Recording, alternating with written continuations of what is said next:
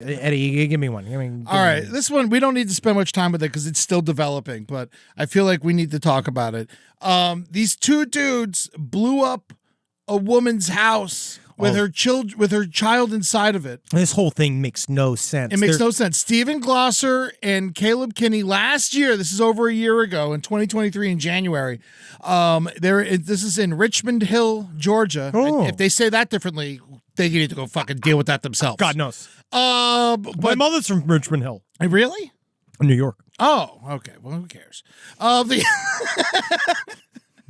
these guys, they really hated this woman. They blew up her house And her kid. They really wanted to kill. They wanted, but it's not even. They settled on blowing up her house. They were going to scalp the woman. Yes. And have a python eat her child. Now that was the plan.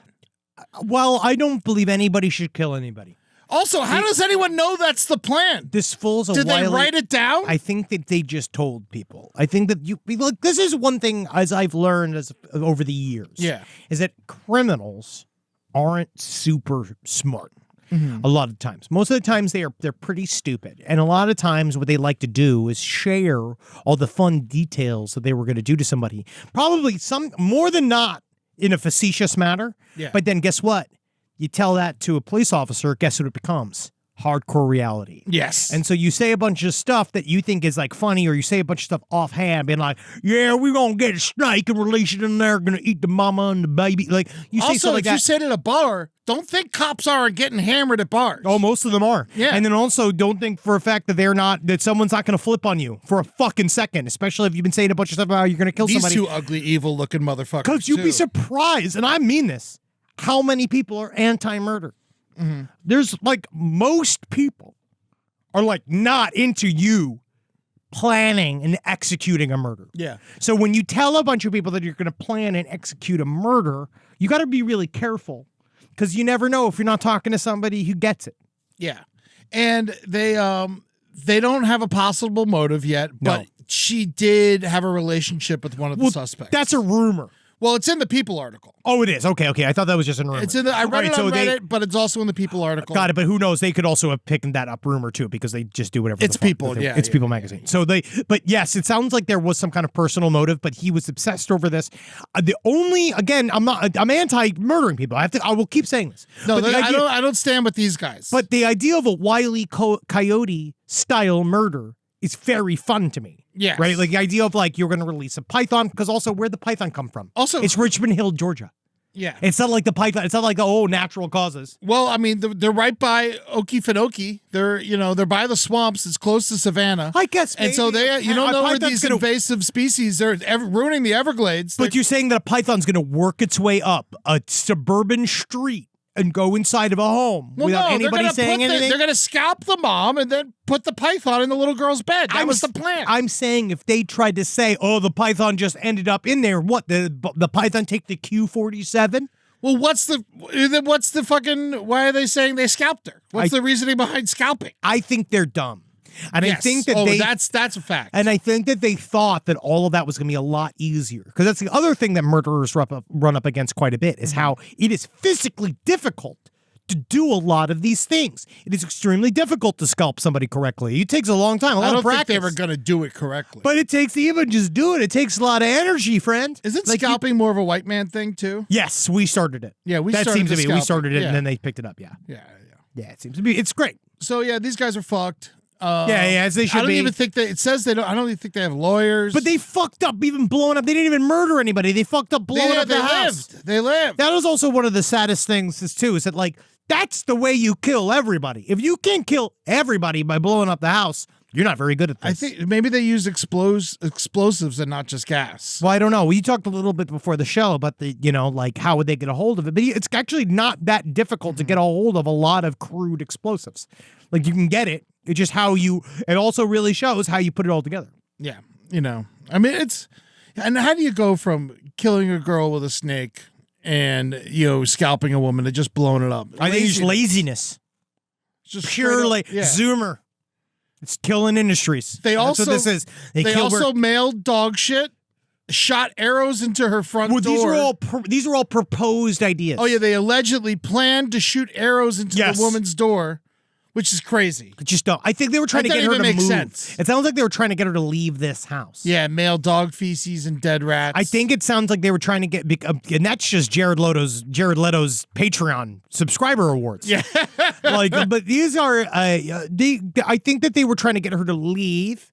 Mm-hmm. And I think the way that they don't understand, the way you do that is by starting a locavore aerial studio / tattoo shop / brewery, raise the interest rates of the entire neighborhood. Yes. That's how you do it. The long run, the long way, the old way. I don't think these guys were looking for time. That's how you get somebody out of a neighborhood. You get in there. You turn the fucking anything that's useful. And you look at these You guys. take that bank, you rip it out. You turn it into a bread store / trampoline store where you go and you listen to fucking Florence and the Machine or some shit. Mm-hmm. Right? Is that new music? Florence and the Machine, new enough. You go and you see what's it, Bad Bunny? That guy? Yeah, that's a name, right? Yeah. You go to Bad Bunny's Playhouse and he's got a fucking everybody sitting on twisty chairs or some garbage. Yeah. That's how you fucking get somebody out of the neighborhood. Invite a bunch of Dutch people.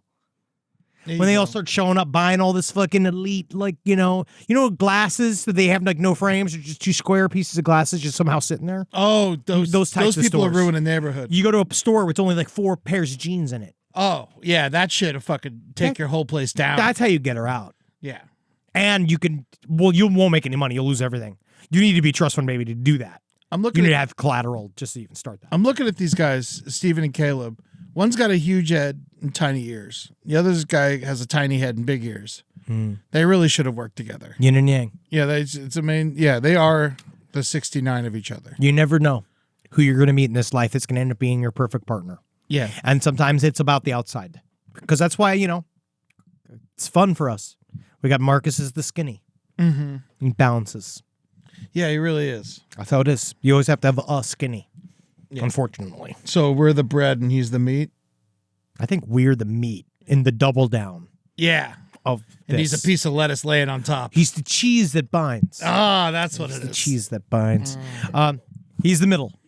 He's the pickles. He is the pickle. He's the effervescent. Salsa's when people show up. We're 2 pieces of fried chicken. Yeah. That's great. Yep. I feel like it. Well, fuck these guys. Oh, yeah, fuck these pieces of fucking shit. Let's do some listener letters. Yeah. Okay, here we go. B, C, D, A. Here you go. Also, that haunted Ouija board's on its way here. I don't like this. I can't wait. It's a bad idea. We're going to film it all. I am on record. This is a bad idea. First of all, if you're doing I really don't want to do any kind of real seance shit. No, I won't make you do that. I won't make you do that. That's but I'm holding on to the Ouija board. But why does it have to be here? Bring it to your home. Because Natalie doesn't want it there. And I don't want it here. But I have dominion over this world. You do have slight more dominion. I'm going to bring it to here. No, you'll see. Where are you going to put it? I'm going to make a case for it. I'm going to get a case and we're going to put it in it. It's not going to be in this room, is it? No. Because we talk about a lot of evil shit in here. It'll be upstairs. Upstairs? Yeah. In the meeting room? Yeah. Put it in the kitchen. No. Can't haunt the food. Oh, so now you're saying it will haunt? I don't know what it will do. You just admitted you think this thing's going to haunt. But I'm going to keep it in the quiet room. We have a quiet room. Workplace abuse. This is not workplace abuse. This is called content. This is what the work is. No. You'll see. This is not what the work is. You're going to like it. The work is reading about something and talking about it. Yeah, but it's also walking the walk, dog. No, it's We're going to contain this thing, man. I don't need to walk the walk. You walk the walk. But you're next to me now. So while I'm walking, you're right there. It's not fucked. Fuck you. There you go.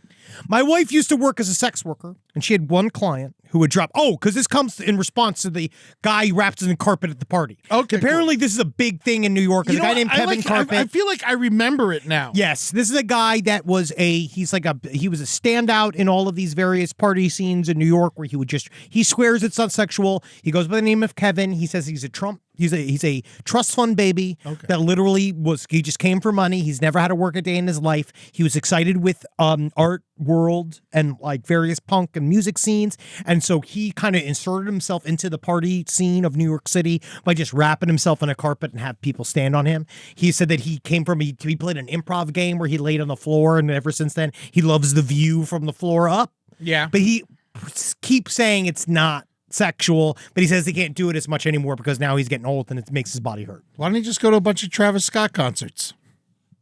Oh, yeah, getting trampled. Yes. But he was doing it for art. Yeah. He was doing it for art, not for life and death scenarios. Look at this guy. Oh. Yeah, he's wearing shades and shit. He's an interesting guy. He's kind of like, we came up with remember Andrew? It was two guys that quote unquote, invented iPod DJing. That were like, they weren't twins, but they dressed identically. They used to always hang out at the McKibben Lofts. They were weird. Yeah. Yeah, I remember them. Yeah, that was like one of those. I remember I got in a fight with one of them. Not a fist fight, but an argument because I was wearing a shirt that said Coca-Cola on it. Yeah, and he got mad. He was like mad that I was like supporting a major corporation. And you're like, I got this in a thrift store. It's just whatever fits my body. Yes. Yeah. Sorry, buddy.